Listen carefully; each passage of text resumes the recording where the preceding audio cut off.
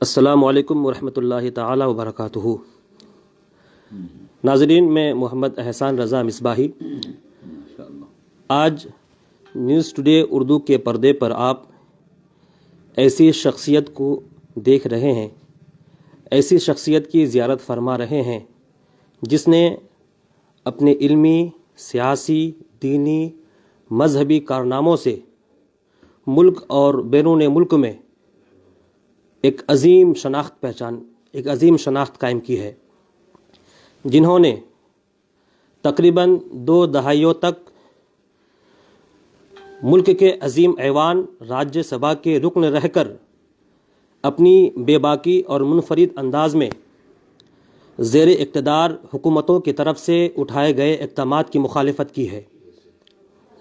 جس ذات نے ہمیشہ دستور ہند کی حفاظت کے لیے اپنا بہتر پیش کیا ہے، جب بھی ملک کی حکومتوں پر قابض سیاسی پارٹیوں نے جمہوریت کے خلاف، دستور ہند کے خلاف کوئی کام کیا ہے تو اس ذات نے سب سے پہلی اپنی آواز بلند کی ہے۔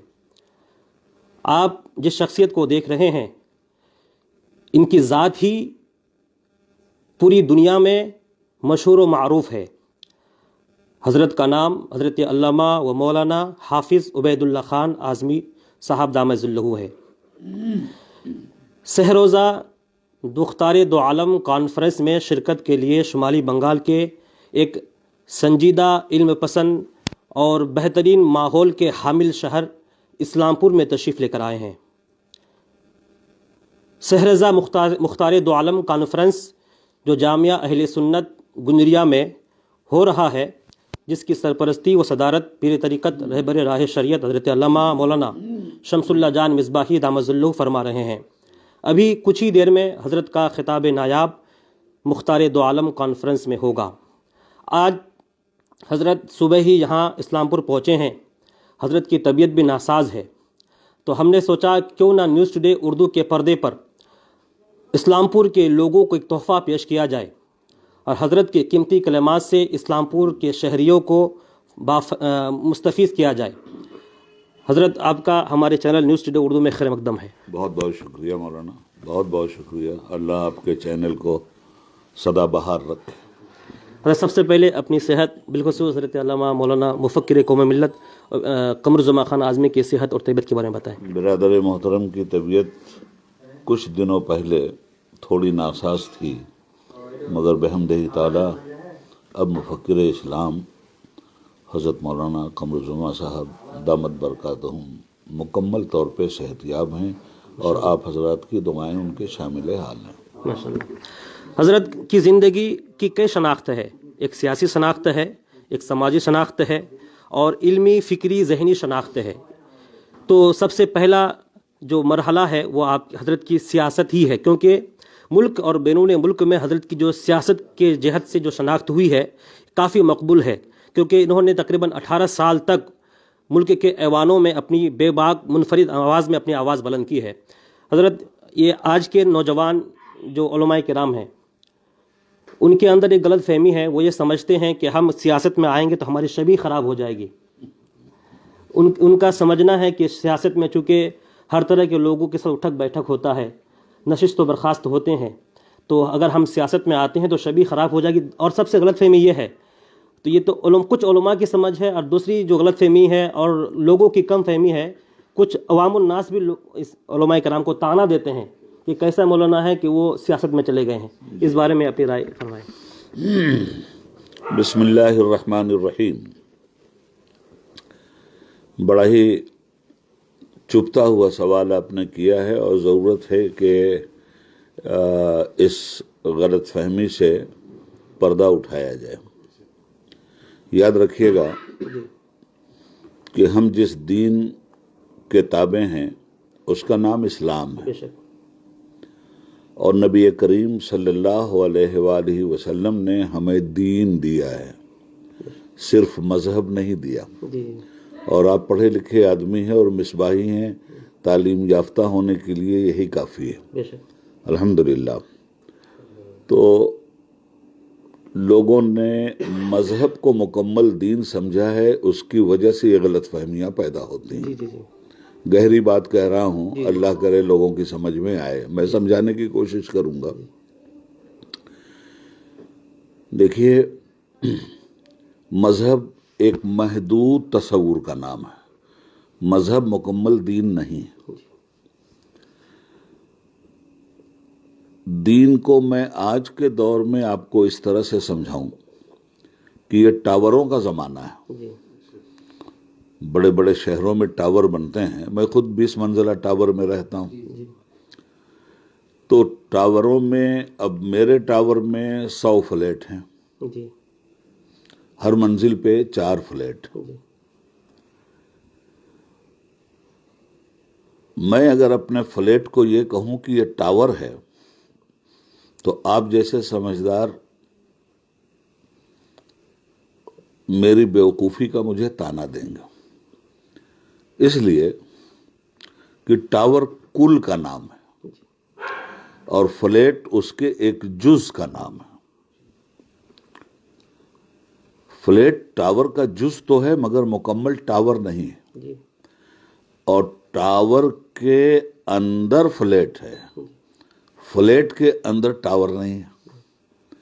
اسی طرح سے دین کل کا نام ہے، اس کل کے ایک جز کا نام ہے مذہب، اور اسی دین کل کے ایک جز کا نام ہے سیاست، اور اسی دین کل کے ایک جز کا نام ہے دنیا، اور اسی دین اسلام کے ایک جز کا نام ہے آخرت. نہ آخرت مکمل دین ہے، نہ مذہب مکمل دین ہے، نہ سیاست مکمل دین ہے، نہ دنیا مکمل دین ہے. البتہ یہ اجزاء ہیں دین کے، نمبر 1. نمبر 2، جدا ہو دین سیاست سے تو رہ جاتی ہے چنگیزی. جدا ہو دین مذہب سے نہیں، سیاست سے. جدا ہو دین سیاست سے تو رہ جاتی ہے چنگیزی. اب دین میں جو مذہب ہے، جو دین کا ایک جز ہے، اس کا تعلق اپنے پیدا کرنے والے سے ہے، خالق سے. خالق کے حقوق کو ادا کرنا دین میں مذہب کہلاتا ہے. اور نبی پاک صلی اللہ علیہ وسلم نے فرمایا کہ تم پہ 2 حقوق ہیں، ایک کا نام ہے حقوق اللہ اور دوسرے کا نام ہے حقوق العباد. اور حقوق العباد کے معاملے میں اتنی تنبیہ آئی ہے کہ حقوق اللہ ادا کرتے ہوئے اگر تم سے غلطیاں ہوئی ہیں اور کمزوری رہ گئی ہے، کمی رہ گئی ہے، تو اللہ غفور الرحیم ہے، تمہیں معاف کر سکتا ہے، معافی کی امید ہے. مگر بندوں کا حق ادا کرنے میں اگر تم نے کمی کی یا ناانصافی کی تو اللہ تمہیں اس وقت تک معاف نہیں کرے گا جب تک بندہ معاف کرنے کے لیے تیار نہ ہو. اس سے دین اسلام میں ہمارا آپس میں ایک دوسرے پہ جو حق ہے، اللہ رب العالمین اس حق کو کتنی گمبھیرتا سے ہمارے سامنے رکھتا ہے. تو حقوق اللہ کو ادا کرنا دین اسلام میں یہ مذہب ہے. حقوق العباد کو ادا کرنا دین اسلام میں اسی کا نام سیاست ہے. ٹھیک ہے نا؟ تو جس طرح حقوق اللہ ادا کرنا مذہب ہے، اسی طرح حقوق العباد ادا کرنا یہ بھی مذہب ہے، یہ سیاست ہے. اس لیے کہ سیاست کا تعلق بندوں سے ہے اور مذہب کا تعلق ذات باری سے ہے.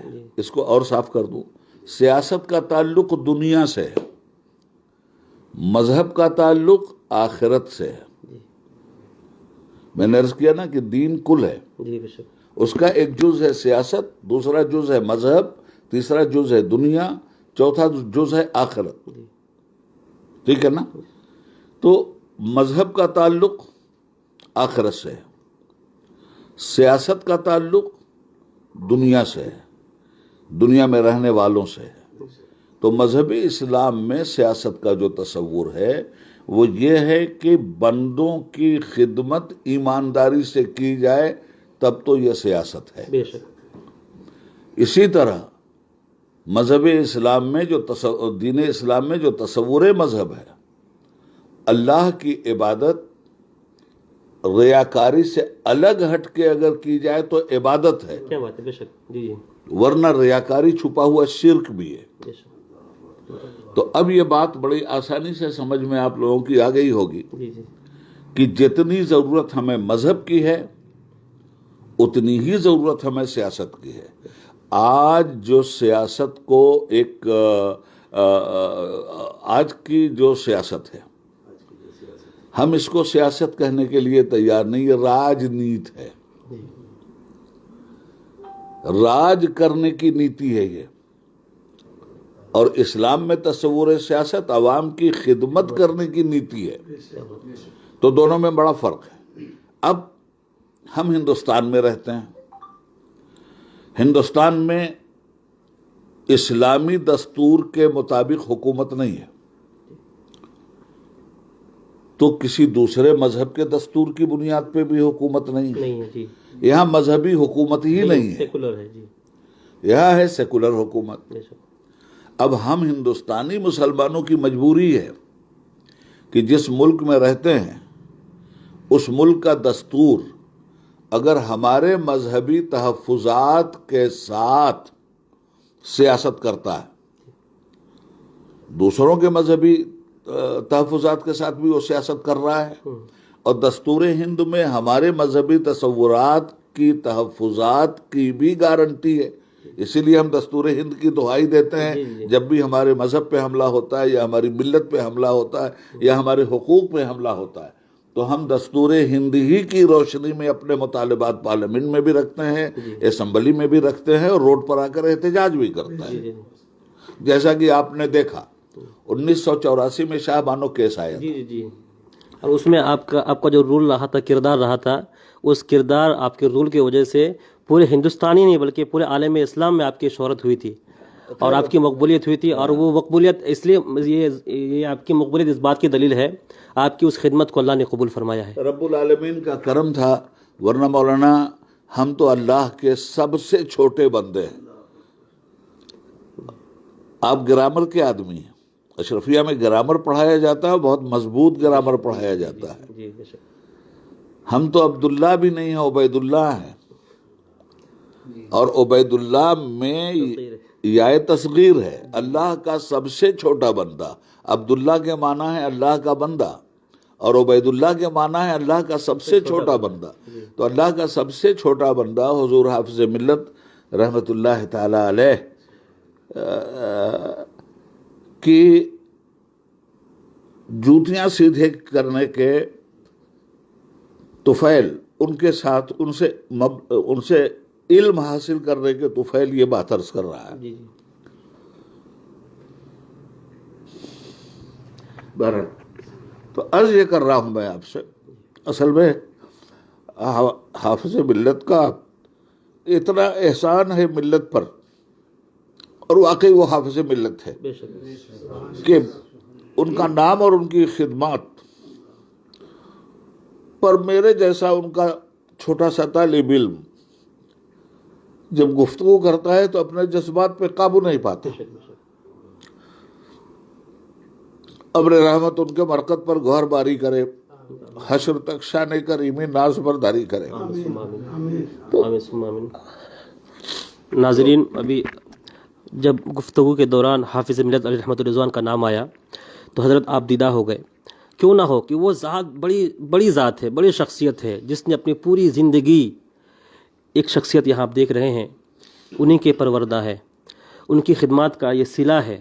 ان جیسے حضور حافظ ملت نے انگنت پیدا کیے ہیں، اور حافظ ملت کے پروردہ طلبہ آج پوری دنیا میں اسلام کی نمائندگی فرما رہے ہیں، بلا شبہ پورے مسلمانوں کی نمائندگی فرما رہے ہیں۔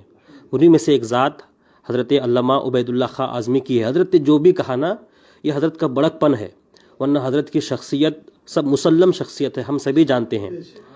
تو اگر حضرت آپ کی اجازت ہو تو جی بات کو آگے بڑھائیں.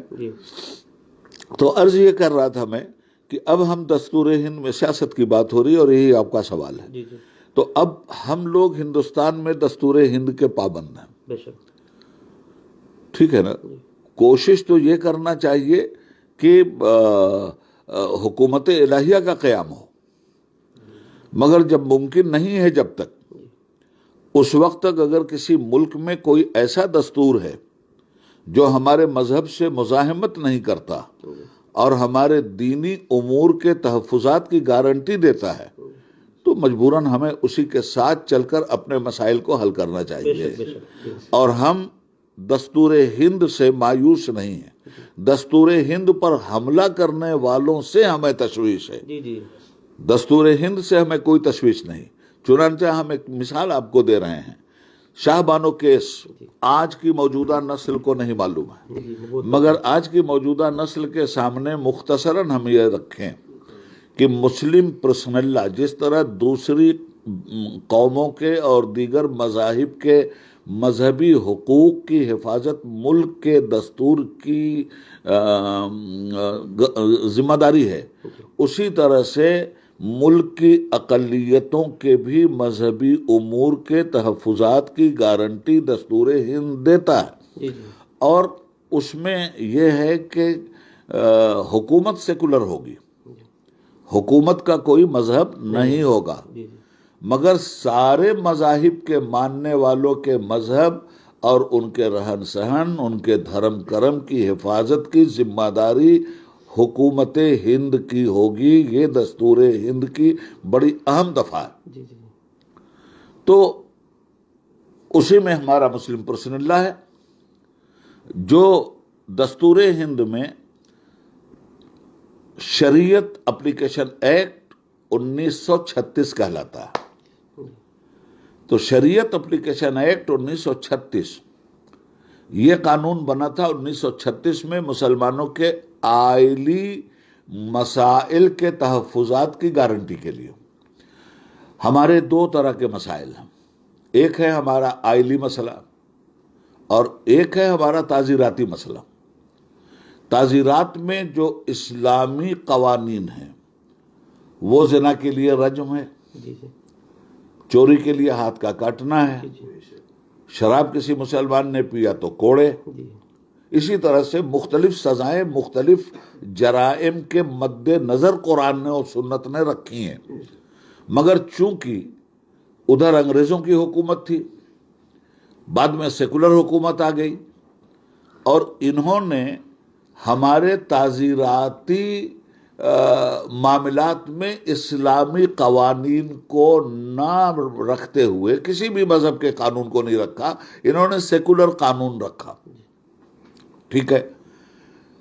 اور آئلی مسائل میں, داخلی معاملات میں جو معاملات زندگی ہیں اور معمولات زندگی ہیں, اس میں دستور ہند نے کسی طرح کے انٹرفیئر کی کسی کو اجازت نہیں دی. ہمارا مطالبہ میں نے پارلیمنٹ میں بھی کہا تھا اور آج بھی کہتا ہوں, جب یہاں زناکاری شباب پہ آئی تو اس زمانے میں ہوم منسٹر تھے مسٹر لال کرشن اڈوانی, بی جے پی کی گورنمنٹ تھی, اور پرائم منسٹر اٹل بہاری واجپئی تھے, اور وزیر صحت تھی سشما سوراج. تو پارلیمنٹ میں زناکاروں کے خلاف سخت قانون لانے اور زناکاروں کو سخت سے سخت سزا دینے کی وکالت ہر پارٹی کا نمائندہ کر رہا تھا اور مطالبہ کر رہا تھا ہوم منسٹری سے. اس میں سشما سوراج نے ایک بنیادی بات کہی,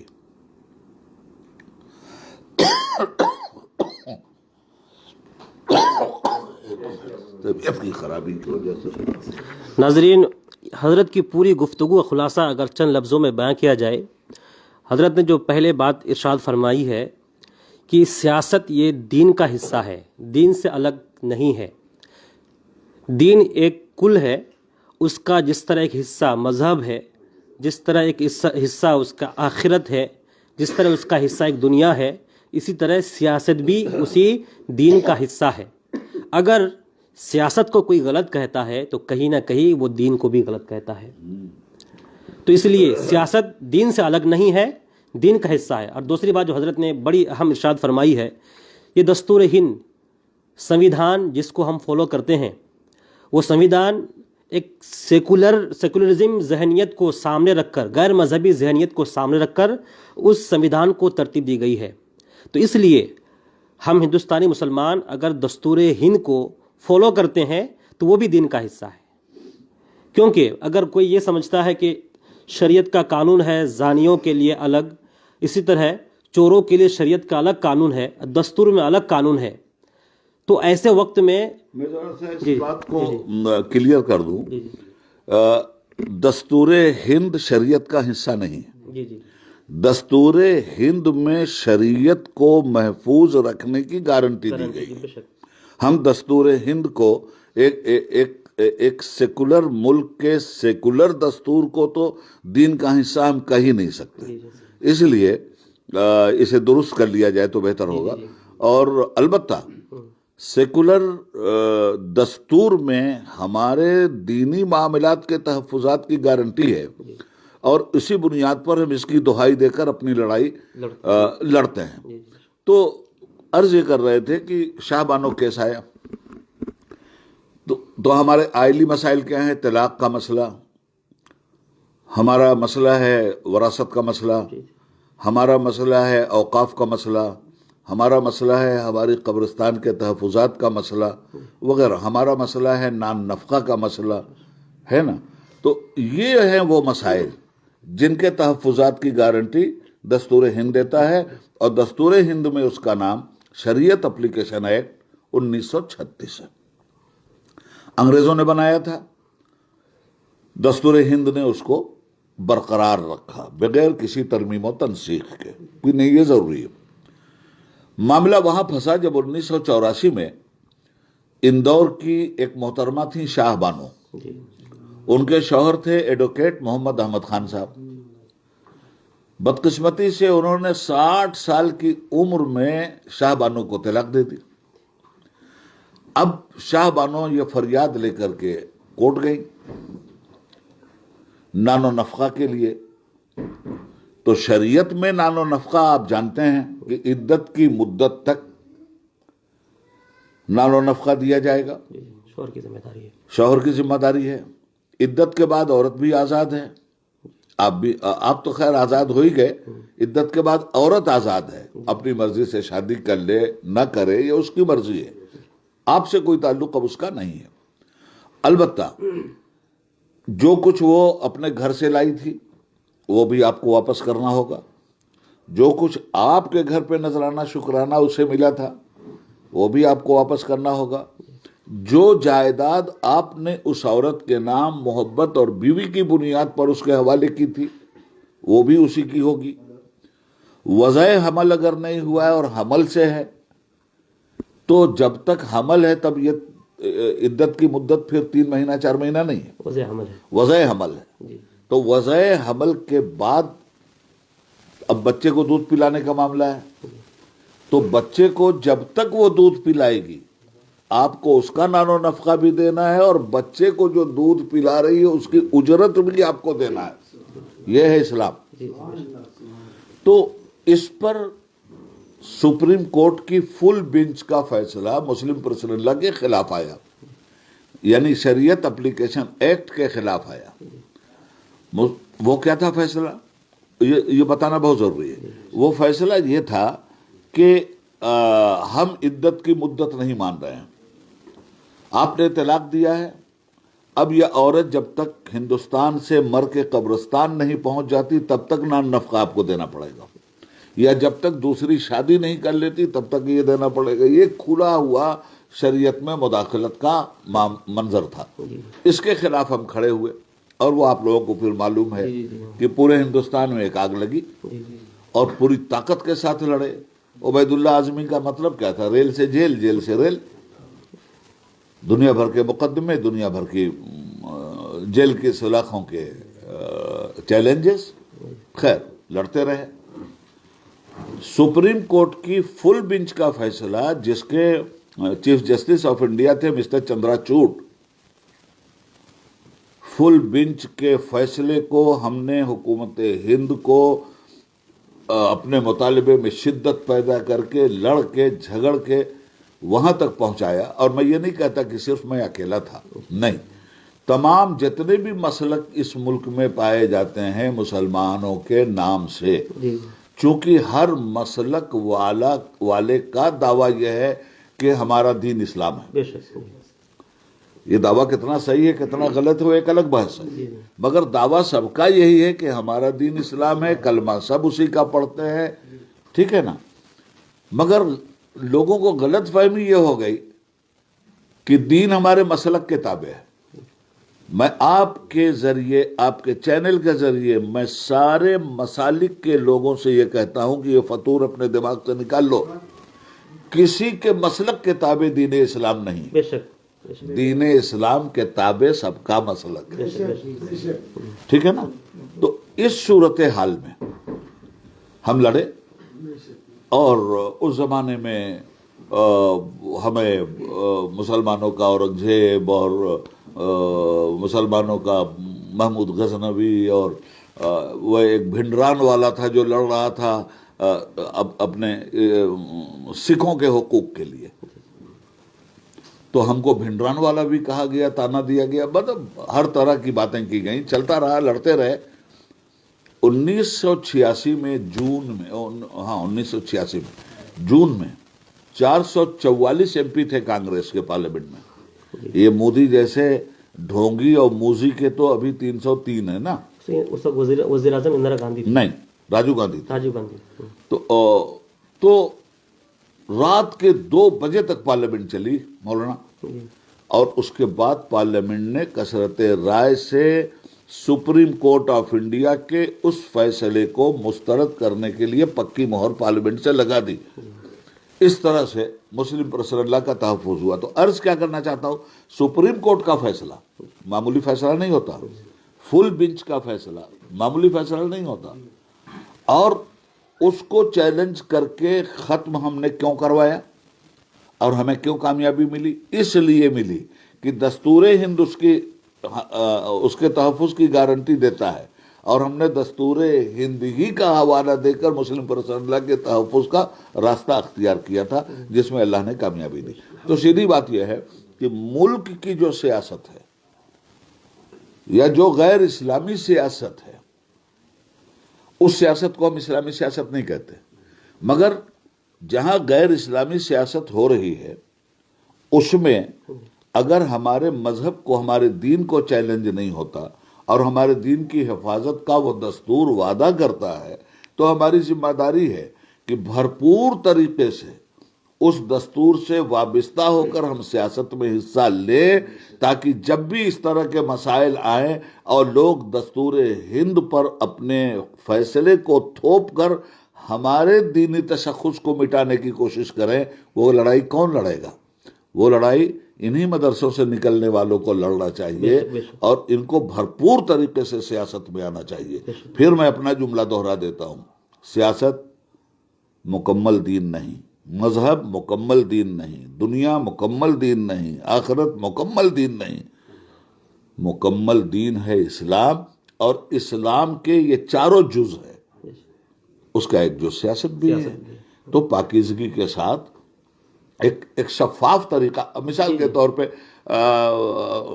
قاتل کا بھی وکیل ہے اور مقتول کا بھی وکیل ہے، اور قاتل کا وکیل جانتا ہے کہ اس نے قتل کیا ہے مگر اس کو ثبوت مٹانا ہے، تو اس طرح کی وکالت حرام ہے۔ اسی طرح سے سیاست میں اگر عوام کے تحفظات کے لیے آپ سیاست کر رہے ہیں، قومی خدمات کے لیے آپ سیاست کر رہے ہیں، ملت کے تشخص اور تحفظ کے لیے اگر آپ سیاست کر رہے ہیں، یقیناً سیاست بہت پاکیزہ چیز ہے، اور یہی ہوتا ہی تھا۔ حضرت ابو بکر بھی سیاسی تھے، حضرت عمر بھی سیاسی تھے، اور یہ سب مولانا تھے، حضرت عثمان بھی سیاسی تھے، حضرت علی بھی سیاسی تھے، امام حسن بھی سیاسی تھے، امام حسین علیہ السلام بھی سیاسی تھے، یہ سب مولانا نہیں تھے، مولانا کے باپ دادا تھے۔ ہاں، مولانا لوگوں کو سیاست نہیں کرنا چاہیے۔ جب تمہیں سیاست کا مفہوم نہیں معلوم اور سیاست کا بیک گراؤنڈ نہیں، اصل مصیبت کیا ہے، جیسے آپ نے کہا کہ ہماری عوام بھی کہتی مولانا لوگوں کو نہیں جانا چاہیے، ہماری عوام تو بات بات پہ مسلمانوں کو کافر بھی کہتی ہے، تو کیا کافر ہو گئے؟ ہاں، ہمارے جاہل مولوی جنہیں میں صرف سند دیا، کہیں سے جا کے سند لے لیا، تعلیم نہیں ہے، تکفیر کے مسائل کی نزاکت نہیں معلوم۔ دو طرح کے مولوی بھی ہیں، ایک ہے صرف سند یافتہ جس کا علم سے کوئی تعلق نہیں ہے، دوسرا ہے تعلیم یافتہ جس کے پاس سند بھی اور تعلیم بھی ہے اور تربیت بھی ہے۔ تو یہ ہے مولانا، اس دور میں آج ملک میں ماب لنچنگ ہو رہی ہے، کون بولے گا؟ آج ملک میں آپ کے حقوق دبائے جا رہے ہیں، کون بولے گا؟ اور کس لب و لہجے میں بولے گا؟ دستور ہند کے لب و لہجے میں بولے گا، دستور ہند کی دہائی دے کر بولے گا۔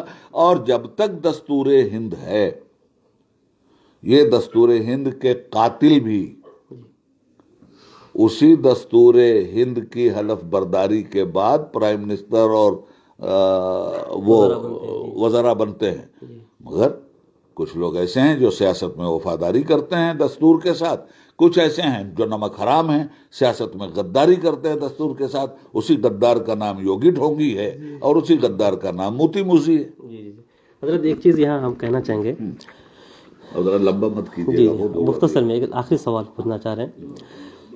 دستور ہند نے ہمیں شریعت کے تحت جو گارنٹی دی ہے، جو شرعی مسائل ہیں، آئینی مسائل ہیں، ان کے تحفظات کی گارنٹی دی ہے، تو اس مطابق ہمیں سیاست میں حصہ لینا چاہیے۔ بالکل۔ اور ایک اس میں سوال یہ ہے کہ چونکہ ہندوستان ایک جمہوری ملک ہے، اس میں مسلمان اقلیت میں ہے، تو ایک مذہبی طور پر پارٹی بنانا ہندوستان میں کہاں تک صحیح ہے، کہاں تک غلط ہے؟ اور دوسری اہم سوال یہ ہے، اگر کوئی مولانا بالخصوص سیاست میں حصہ لیتا ہے، کسی پارٹی کے اندر اس میں حصہ لیتا ہے، چونکہ اس کے اراکین، ان کے جو رکن ہیں بہت سارے ہیں، اس میں ہر طرح کے مذہب، دھرم، خیالات کے لوگ ہوتے ہیں، تو ایسی صورت میں چونکہ ہمارے بنگال میں حال ہی میں یہ جمعہ کا تہوار ہے ختم ہوا ہے، تو ایک قومی یکجہتی کس طرح اس کی صورت کیا ہوگی، کس طرح، کیونکہ اس میں کہیں ایسا ہوتا ہے، جی ہاں جی بات پوری کر لیجیے۔ ہاں، اسی طرح کیونکہ قومی یکجہتی، کیونکہ اس معاملے پہ لے کر کے کچھ لوگ ایسی صورت میں کوئی ایسے اقدامات کر جاتے ہیں، ایسی باتیں کہہ جاتے ہیں جو شریعت کے خلاف ہے۔ عرض کروں آپ، جی اصل میں سیاست کو نہ سمجھنے کی اور مذہب کو نہ سمجھنے کی یہ غفلت ہے جس کی وجہ سے لوگ ایسا کرتے ہیں۔ آج جو لوگ سیاست میں ہیں، یہ کون لوگ ایسا کرتے ہیں؟ کوئی عالم تو نہیں کرتا ایسا، اگر عالم ہوتا سیاست میں نہیں کرتا۔ آپ کو معلوم ہے گاندھی جی کا بڑا اونچا مقام ہے ہندوستان میں نا، اس سے اونچا مقام تو سیاسی اعتبار سے کسی کا بھی نہیں ہے۔ راشٹرپتا کہلاتے ہیں، فادر آف نیشن کہلاتے ہیں۔ میں 18 سال تک ایم پی تھا، میں نے آج تک گاندھی کی سمادھی نہیں دیکھی۔ کیوں؟ میں ایسا نہیں کہ میں گاندھی کی عزت نہیں کرتا، مگر گاندھی کی سمادھی پہ پھول چڑھانے کی حماقت بھی نہیں کرتا۔ جب جائیے گا تو یہ کرنا پڑے گا۔ تو اسی سیاست میں تھے، اسی پارلیمنٹ میں تھے، اور ہر سال گاندھی جینتی آتی تھی۔ ہم گاندھی کے تصورات، گاندھی کی وہ سیاست جو سب کو حقوق اور انصاف دلانے پر مبنی تھی، جتنی بھی تھی، ہم اتنی کی سراہنا کریں گے۔ مگر کسی بھی سیاسی آدمی کی، چاہے کتنے بڑے بھی قد کا آدمی ہو، اگر عوامی حقوق کے ساتھ وہ خیانت کرتا ہے تو وہاں ہمارا مذہب، ہمارا دین ہم سے کہتا ہے کہ اب اگر یہاں مذہبی آدمی ہوتا تو وہ امانت میں جو خیانت ہو رہی ہے ہاتھ پکڑ لیتا۔ آپ سیاست کیجئے، مگر سیاست کو عبادت سمجھ کے کیجئے۔ سیاست کو رشوت سمجھ کے جو کر رہے ہیں، یہ سیاست نہیں ہے، یہ سیاست سے بغاوت ہے۔ تو لفظ سیاست بڑا پاکیزانہ، بہت پاکیزہ ہے، ایسے ہی پاکیزہ ہے جیسے لفظ جہاد پاکیزہ ہے۔ مگر لفظ جہاد کو جس طرح ناپاک بنانے کی بات नापाक होने का तस्वुर गलत तस्वीर पेश किया गया जिहाद। पेश किया गया, उसी तरह से लफ्ज सियासत को भी एक नापाक तस्वुर के गड्ढे में डाल दिया गया। वरना बेजाते खुद सियासत बहुत अच्छी चीज है। सियासत के माना ही है ताकत के जरिए अवाम की खिदमत का ख्वाब शर्मिंदा ताबीर करना।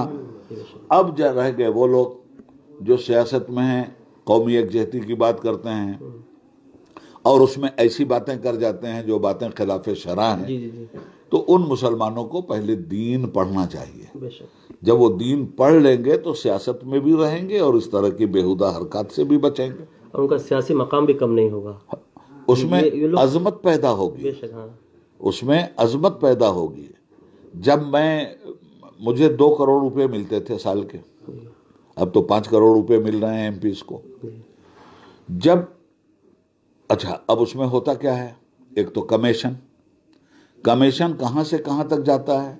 कलेक्टर साहब को भी कमीशन जा रहा है और ठेकेदार को भी कमीशन जा रहा है, नीचे से लेकर ऊपर तक कमीशन ही कमीशन। 1 नंबर की ईंट लिखी गई है, लगाई जा रही है 3 नंबर की ईंट, जी, बकिया पैसा जेब में डाला जाए। इसका नाम सियासत नहीं है, इसका नाम सियासत से बगावत है और हरामखोरी है। सियासत हरामखोरी नहीं सिखलाती। और जो लोग इसका नाम सियासत रख रहे हैं वो अपनी तिफल तसल्ली के लिए चाहे सियासत कहें, हम उसे सियासत मानने के लिए तैयार नहीं है। हमारा था तो एक कलेक्टर जब जाता था हमारे यहां से आजमगढ़ से, तो वो अपनी बुक में आने वाले कलेक्टर के लिए लिख के जाता था कि इसको याद रखिएगा, वो अपनी जुबान में, कि यहां जितने एमपी हैं उनके साथ आपका समझौता हो सकता है, मगर उबैदुल्ला आजमी के मामले में सावधान रहिएगा। ये इस जिले का गांधी है, जी जी, बेशक। ये कुछ नहीं करने देगा। तो हम तो हमारी ईंट जहां लग रही थी हम वहां जाके चेक भी करते थे कि 1 नंबर की लिखा है, 2 नंबर की तो नहीं लग रही। तो इस तरह से कौमी मफादात के लिए काम करने से नतीजा क्या होता था, मुल्क का प्राइम मिनिस्टर हमारी कार का दरवाजा खोल रहा था, हम गए हैं मिलने के लिए, गए हैं मिलने के लिए, आके बाहर हमारा वेलकम कर रहा है। अंदर उनके यहाँ बातचीत किया, निकले हैं तो मुल्क का प्राइम मिनिस्टर बाहर आके खड़ा है और हम कह रहे हैं सर आप चले जाइए प्लीज। गाड़ी हमने अपनी मंगाई, उनका नहीं आजमी साहब, तहजीब के खिलाफ, सबके साथ तो नहीं करते वो। तो पार्लियामेंट के अंदर आज भी हम जब जाते हैं तो हमारे हिंदू अफसरान कहते हैं सर आइए ना जल्दी से। हाँ, क्या वजह है, आप इखलाक मुस्तफ़वी की बुनियाद पे सियासत करो ना, जी बेशक, हाँ। आप तालीमात मुस्तफ़वी की बुनियाद पे सियासत करो ना, जी, सब आपका रिस्पेक्ट करेंगे और आपको इज्जत की निगाह से देखा जाएगा। बेशक, क्या बात है, जी। समझे आप? और लेके रिश्वत फंस गया है, दे दे रिश्वत छूट जाए, अगर यही सियासत है तो ऐसी सियासत हराम है, उसको सियासत कहना ही नाजायज है। नाज़रीन, बहुत ही अहम गुफ्तगू है क्योंकि हज़रत ने जो अपनी कीमती बातें बताई हैं ये ज़मीनी सतह से लेकर के ऊपरी सतह तक जितने भी सियासतदान हैं सब के लिए पैगाम है। सियासत एक शफ़ाफ और पाक चीज़ है, इसको अगर शरीयत और जैसे हज़रत ने फरमाया तरीक़े मुस्तफ़वी सल्लल्लाहु अलैहि वसल्लम की बुनियाद पर अगर सियासत किया जाए तो यहाँ भी भलाई है और आखिरत में भी भलाई है। और साथ ही साथ एक बात और अर्ज कर दूं, देखिए इसका असर कैसा होता है और अल्लाह ताला उसमें बरकत कैसे देता है। मैं 31 मार्च 1990 को पहली मरतबा पार्लियामेंट में आया। वीपी सिंह साहब की हुकूमत थी, प्राइम मिनिस्टर थे, उन्हीं के अहद में 15 अगस्त आ रहा था। 15 अगस्त को मुल्क का प्राइम मिनिस्टर मुल्क के तारीखी किला की अजीम फसील लाल किला से मुल्क को, नेशन को एड्रेस करता है जी जी, और पॉलिसियां अपनी बयान करता है। जी। इस साल वीपी सिंह साहब को मुल्क और मिल्लत को एड्रेस करना था। मैंने पार्लियामेंट में तकरीर की कि साहब हमारी हुकूमत सोशल जस्टिस के नाम से आई है, समाजी इंसाफ। तो समाजी इंसाफ वहां तक पहुंचना चाहिए जहां नहीं पहुंचा है। मगर समाजी इंसाफ उस तक भी पहुंचना चाहिए जिसने सबसे पहले सामाजिक इंसाफ को जमीन पर अमलन उतारा है, जी जी सर, और उस जात का नाम है मोहम्मदुर रसूलुल्लाह सल्लल्लाहु अलैहि वसल्लम। बेशक, इसलिए मैं पार्लियामेंट से मुतालबा करता हूं कि 15 अगस्त सिर्फ हिंदुस्तान की आजादी का नाम है, मीलादुन नबी इंसान की आजादी का नाम है। क्या बात है, बेशक, तो जब हिंदुस्तान की आजादी 15 अगस्त को सिर्फ हिंदुस्तान आजाद हुआ था, मीलादुन नबी पे इंसान आजाद हुआ था, तो हिंदुस्तान की आजादी भी हमें चाहिए और इंसान की आजादी भी हमें चाहिए। अल्लाह जाने वीपी सिंह साहब के दिलो दिमाग में परवरदिगार ने मुस्तफ़ा जान आलम सल्लल्लाहु अलैहि वसल्लम के इस गुलाम उबैदुल्लाह आज़मी की ज़ुबान में कौन सी तासीर रखी थी जो उनके दिल में उतर गई। और मौलाना एक बात और बताऊं, बीजेपी कितनी मुखालिफ है, मुस्लिम दुश्मन पार्टी है ना। बेशक, उस वक्त भी वीपी सिंह की हुकूमत बीजेपी के सहारे चल रही थी, इस बात को याद रखिएगा। 92 एमपी थे बीजेपी के, बीजेपी ही ने अपनी हिमायत खींची थी तो वीपी सिंह की गवर्नमेंट गिर गई थी। उस वक्त भी बीजेपी की भी हिम्मत नहीं थी कि मीलादुन नबी की छुट्टी का वो इनकार कर दे। अगर बीजेपी बीच में खड़ी हो गई होती कि हम नहीं देने देंगे और मिलादुन नबी की छुट्टी दीजिएगा तो गवर्नमेंट गिरा देंगे, अल्लाह ताला ने उनके दिलो दिमाग को भी फेर दिया था।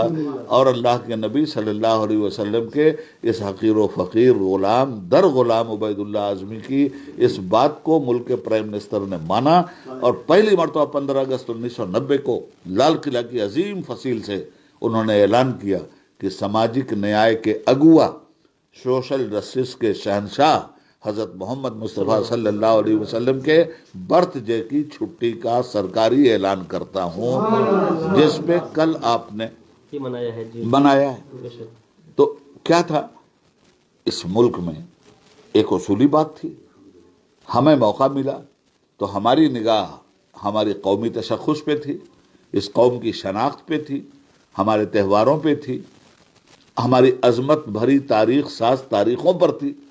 उसमें एक काम अल्लाह ताला ने ले लिया। अगर हम पार्लियामेंट में नहीं होते तो आप मुझे बताइए, अगर हम सियासत में नहीं होते तो आप मुझे बताइए ये छुट्टी मिल जाती। अच्छा, हम और आप दोनों दबिस्तान अजीजी के जी, फूल हैं। बेशक, दारुल अशरफिया मुबारकपुर में नंदलाल अग्रवाल की वो जमीन जो ये पूरा रूम अशरफिया है जी, और इस रूम के बीच का जो हिस्सा है वो नंदलाल अग्रवाल का है। हमने जब अजीजुल मसाजिद बनाने की बात सोची तो आरएसएस वालों ने उसको भड़काया और उसने कहा कि मैं तो यहीं बीच में मंदिर बनाऊंगा। नतीजे में अदालत ने हमारी मस्जिद पे भी अस्ते कर दिया और उनके मंदिर पे भी अस्ते कर दिया। मामूली खतरनाक मामला था।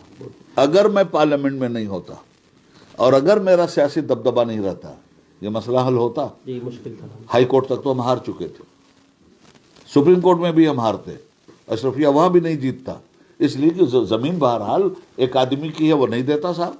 आप अपनी जमीन पे अगर मस्जिद बना रहे हैं तो अपनी जमीन पे मंदिर क्यों नहीं बनाएगा। मगर चूंकि फसादात और इख्तिलाफात और शरारत उसके मंदिर के ऐलान के पीछे छुपी हुई थी अशरफिया को जक पहुंचाने के लिए, और अशरफिया को जक पहुंचाने का मतलब हुआ इस्लाम को जक पहुंचाना। बेशक, ठीक है ना। बेशक, हम सिर्फ मौलाना साहब बन करके अगर गए होते मानता, नहीं मानता, बहुत सारे मौलाना लोग गए थे माना, बहुत सारे अफसरान बीच में पड़े थे माना, मगर इसी तस्वुर सियासत का नतीजा था ना। मामूली काम है वो तो हम कहा, जिस जमीन पर बुतों की पूजा होनी थी उस जमीन पे 24 घंटा कुरान करीम का हिफ्ज हो रहा है, क़राअत कुरान करीम हो रही है। हमारी जो दारुल हिफ्ज की बिल्डिंग है उसी पे है। तो अल्लाह ताला ने ये काम लिया ना,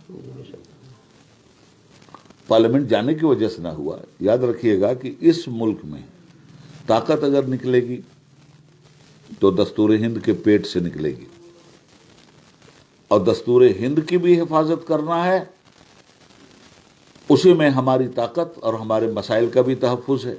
इसके लिए सियासत में जाना ज़रूरी है ताकि हर जगह दबाव बना रहे।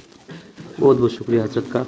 हजरत ये बहुत عبید اللہ خان اعظمی صاحب نے بڑی قیمتی اور معنی خیز گفتگو فرمائی ہے، کیونکہ آج سیاست کا غلط مفہوم نکال کر جو لوگ سیاست میں ہے وہ نہ ملک کا کام کر پا رہا ہے نہ دین کا کام کر پا رہا ہے. تو سیاست میں کام کرنے کے لیے طریقہ مصطفی صلی اللہ علیہ وسلم کو پیش نظر رکھنا ہوگا، یہ پہلی شرط ہے. اور دوسری اہم بات یہ ہے، سیاست میں حصہ داری بہت ضروری ہے اپنی ملکی شناخت باقی رکھنے کے لیے، اور بلکہ ملکی کیا بین الاقوامی سطح پر اپنی شناخت باقی رکھنے کے لیے، اپنی شناخت کی بقا کے لیے سیاست میں حصہ داری بہت ضروری ہے. ہم جتنے لوگ یہاں دیکھ رہے ہیں اور پورے عالم اسلام بالخصوص ہندوستان کے سبھی مسلمانوں کے بچوں سے، بالخصوص مدارس کے سبھی بچوں سے یہ امید رکھتے ہیں کہ اللہ تبارک و تعالیٰ کسی بچے کی دل میں توفیق دے اور کسی انسان کے دل میں توفیق دے تاکہ دوسرا عبید اللہ خان اعظمی دوبارہ پیدا ہو جائے. بہت سخت ضرورت ہے حالات حاضرہ کی، سخت یہ اہم ضرورت ہے ایک عبید اللہ خان اعظمی کی جو ہماری نمائندگی کرے ایوانوں میں، ہماری آواز بن سکے تاکہ ہمارے جو ملی، سیاسی اور بنیادی مسائل ہے ان کا حل ہو سکے. بس یہی چند باتیں تھیں جو حضرت نے آپ تک پہنچائی ہے. اللہ کی بارگاہ میں دعا گو ہوں کہ اللہ تبارک و تعالی حضرت کی عمر میں برکتیں عطا فرمائے، ان کا سایہ پورے عالم اسلام بالخصوص ہندی مسلمانوں کے سروں پر تعدر قائم عطا فرمائے. اسی طرح کی خبروں کی خبر، حالات حاضرہ سے آگاہی، دینی، ملی، سیاسی، ادبی سرگرمیوں سے واقفیت کے لیے ہمارے ساتھ جڑیں، اور یہ جو اہم گفتگو ہوئی اس گفتگو کو خود بھی سنیں اور دوسروں کو بھی اس سے استفادہ کرنے کے لیے ان کو رغبت دلائیں. السلام علیکم ورحمۃ اللہ وبرکاتہ.